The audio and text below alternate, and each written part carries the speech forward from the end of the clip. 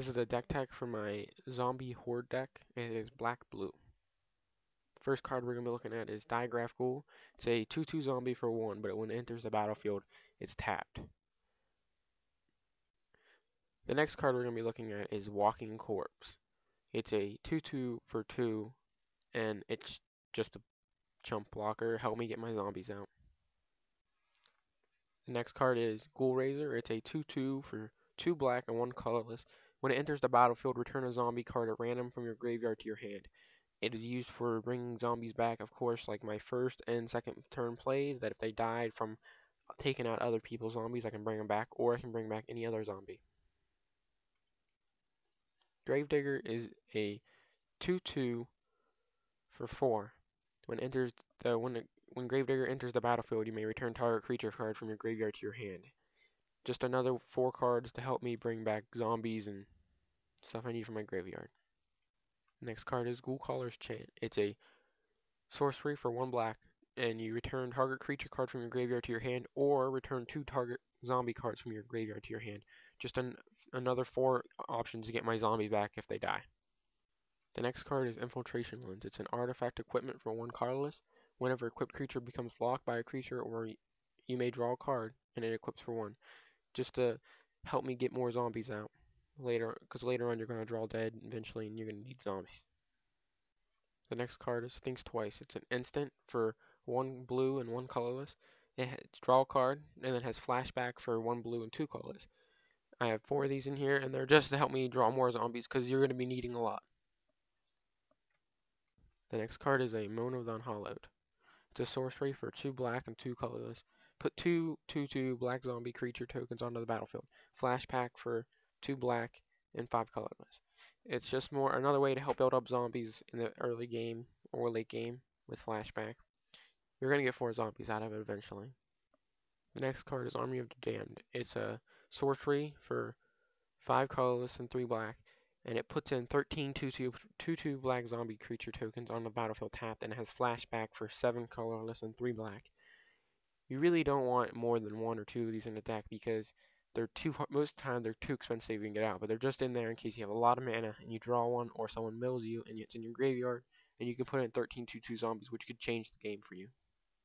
The next card is Undead Alchemist. It's a zombie creature, and it costs 3 colorless, 1 blue, and what it does is, if a zombie you control would deal combat damage to a player, instead that player puts that many cards from the top of his or her library into his or her graveyard. Whenever a creature card is put into an opponent's graveyard from his or her library, exile that card and put a 2/2 black zombie creature token onto the battlefield. So what it's going to do is mill your opponent down, exile their creatures so they can't bring them back, and give you 2/2 zombies. So most of the time when you get this out and you have a bunch of zombies out, you swing, you're going to mill their deck and all their creatures out of it, if they have some. It'll build you more zombies, so every time you do it, you're going to get more zombies. So if you swing with every zombie, you're probably going to get zombie tokens to block with. Next is a 2/2 zombie named Cemetery Reaper for 2 black and 1 colorless.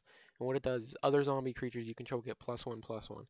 And then it says tap 2 colorless, 1 black, tap it, exile target creature card from a graveyard, put a 2/2 black zombie creature token onto the battlefield. So what this is going to do is, if you have zombies in the graveyard, you can basically bring them back as tokens, or you can get rid of other people's creatures that you didn't get with your mill. And it's going to boost up all of your tokens and all of your creatures, making them stronger and harder to kill. And this card is going to be mostly targeted by all of your opponents because it's going to change the game by making your creatures stronger than theirs. The next card is Endless Ranks of the Dead. It's an enchantment for 2 colorless and 2 black.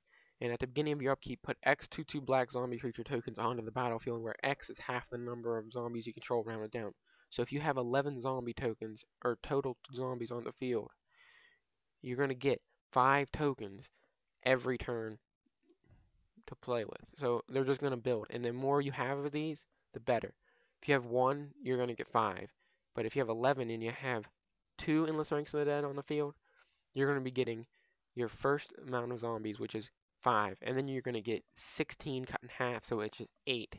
You're going to get 8 more zombies. And then it just doubles. It goes off one after another every time. The next creature is a 5/4 vengeful pharoh for 2 colorless and 3 black. It has death touch, and whenever combat damage is dealt to you or a planeswalker you control with vengeful pharoh is in your graveyard, destroy target attacking creature and then put vengeful pharoh on top of your library. This is basically going to give you a reoccurring death touch to kill any of their big creatures like titans, Thrun the last troll. Lots of stuff will die from this. And if it goes to your graveyard, so what? Don't waste a recursion spell on it. It'll come back if they attack you. It'll destroy whatever creature attacks. Great card. The next card is a legendary zombie warrior. It's a 5/5. Its name is grimgrin.corpse. It's 3 colorless, 1 blue, 1 black. When it enters the battlefield, it's tapped. But that doesn't help it. That's not a problem.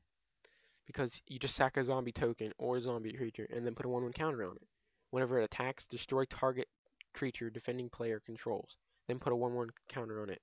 And what you do if you want it to block the next for the enemy's turn, just sack a token. It goes up 1, a 1/1, and you get it untapped. Really good card.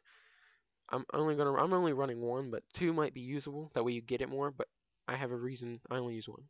The next card is an enchantment named Rooftop Storms. It's 5 colorless and 1 blue. And what this does is it says you may pay 0 rather than pay the mana cost for zombie creature spells you cast. This is going to let you draw all your zombies, and every time you draw them, you just throw them down for free.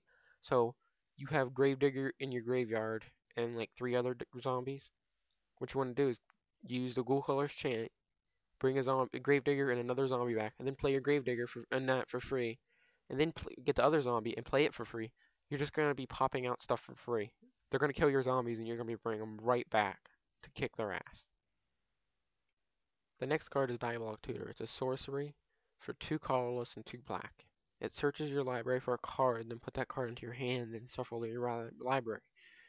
It's going to help you get whatever you want. You got to have it in your hand, and you have enough mana for Rooftop Storms, you get it. Or you can get your Grimgrin, or you can get the death-touching Vengeful Pharoh. Whatever you want. You just grab it, play it for free if you have Rooftop Storms out. Or you could go for something else. Bye. Now we're going to talk mana base. I have 4 Darkslick Shores in here. They enter the battlefield tapped unless you control 2 or fewer lands. Great for the beginning of the game, and great because they're a dual land. Then we'll have 9 swamps. And finally we'll be running 6 islands. Since there's not a lot of blue spells in my deck, I really don't need much. But for your own deck, you're going to want to calculate your mana base, because the more blue you have, you might need more blue mana.